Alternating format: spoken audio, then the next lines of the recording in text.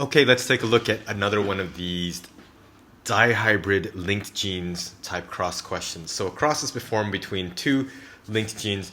Remember, you can represent this in different ways. They're showing this with these chromosomes here just to remind us that they're actually linked and on the same chromosome. But if I rewrote these parents, then this parent on the left is really just big A, big B, little b. And this parent over here is just little a, big B, little b. Now, they're saying if the genes are far enough apart for crossing over to occur between the genes, which of the following would be recombinant? So I'm not going to even look at this yet, so I can show you how you would work out this question. I like to personally draw these things vertically, so it reminds me of what homologous chromosomes look like in a karyotype. And so I'm just going to transfer this over here. I've got big A and big B connected on one side, and across from it I've got little a and little b. And this other parent here is homozygous recessive for both of these traits. It almost looks like a test cross. Remember, if you do a test cross, you're crossing with homozygous recessive for one or two traits.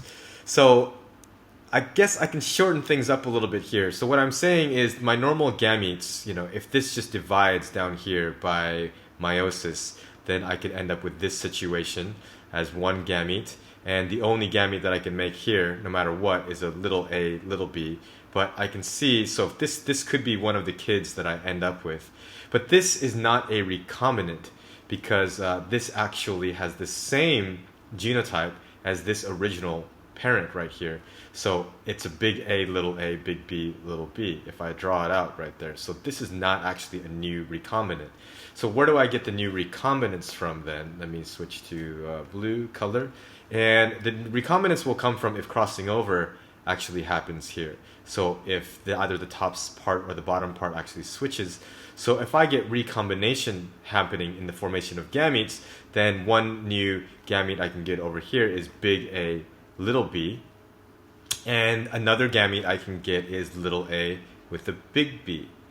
So that's only one half of it. The other gamete will come from this side. Now, if we split down the middle, or if crossing over happens, if this switches, we end up with the exact same thing. So here, one possible full genotype of a offspring is big A, little b, and then this gamete, which came from this parent over here, joins up with one of these. No matter how I mix it up, I still only have a little a, little b.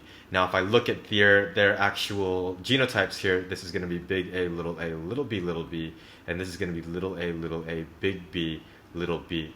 Both of which are not genotypes which were present in the parents. So these will be considered the recombinants. And if I look at my answer choices that are available here, by definition, big A, big B, little b is not a recombinant because it has the same genotype as a parent. So it's not going to be one.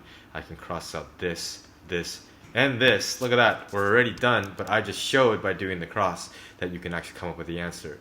So if you want to take shortcuts, that's fine. You can figure that out and then cross this out because this is not a recombinant by definition. So 1, 2, A, B, and D would be out. But if I check these answers, my big A, little b is right here. And my little a, big B, little b is right here. So these are my recombinants 2 and 3. Okie dokes.